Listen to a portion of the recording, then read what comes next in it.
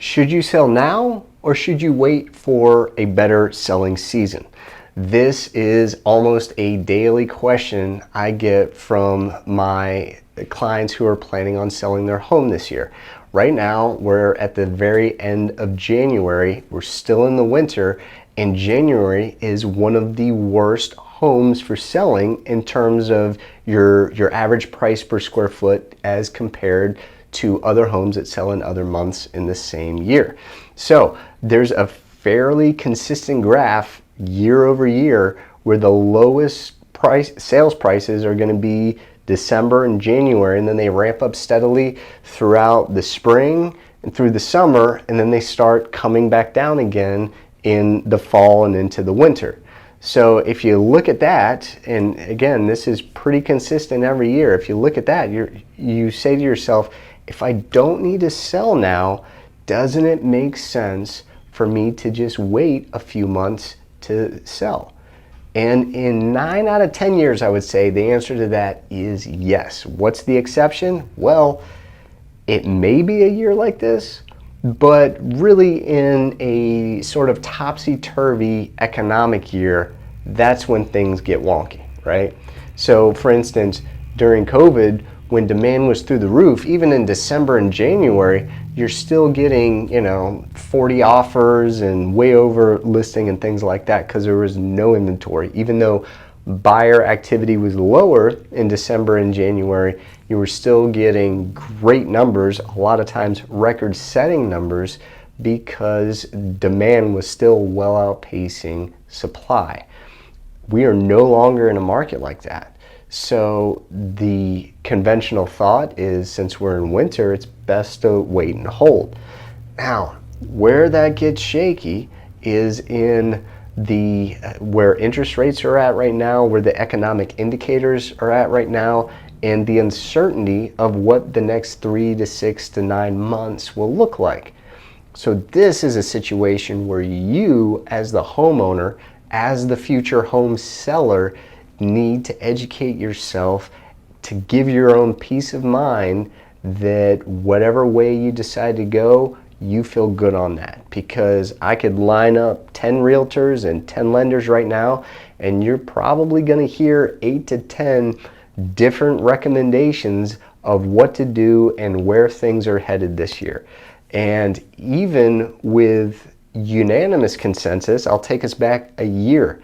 Last winter and spring, every lender, every realtor, every economist that I spoke to a man, thought to themselves, hey, based on what I'm seeing, interest rates should be coming down and we should be approaching 6% or under 6% for mortgage rates by the end of the year. That was the end of 23. And where are we at the end of 23? We were at 8%. We were a full 2% above where we were at the beginning of last year.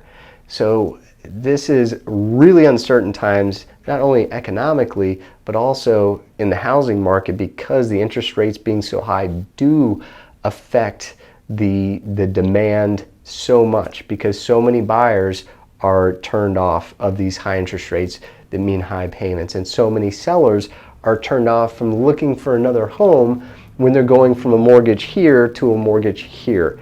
So until we have more predictability as to where the economy is going, which is driving where these interest rates are going, it's anybody's guess, really. So this is where I would encourage you not to lean on your realtor or your lender or the Dallas Morning News or USA Today or whatever news channel you prefer. Do your own research. Read as much as you can, talk to as many experts as you can, and draw your own conclusions, because ultimately you have to live with the decision that you make either way. And I am not going to sit here and decisively, assertively state, hey, here's where we're going this year, and this time is going to be a better sell over this time. And also, let's keep in mind, when it comes to demand and competition between selling, it's quite often, 9 times out of 10, if you're selling, that means you're also buying. So a seller's market is great if you're selling.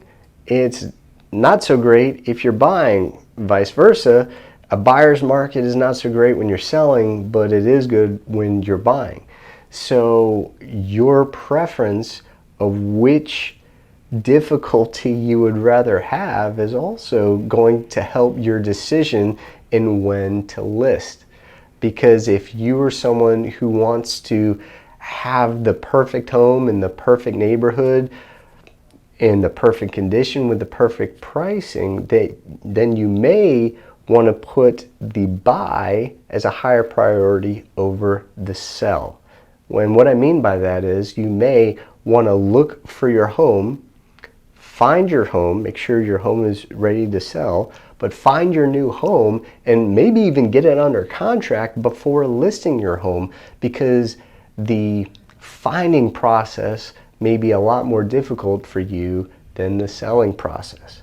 Or if you are someone who is very value focused, you want to make sure you get a good deal, and that means a good deal on the sale and the buy. You may want to focus on the sell first, make sure you get the top dollar best buyer for your property, and then go out and look for a deal. Maybe you're just not as picky on the specific neighborhood, the specific features of the home. You're fine with a house in a large geographic area with, not super specific criteria, as long as you get a good deal on it. You may, in that case, want to list and get a good buyer at a good price before you go out and start seriously looking to get a property under contract. Whichever way you go, the best thing you can do is educate yourself as a homeowner, whether you're planning on buying or selling.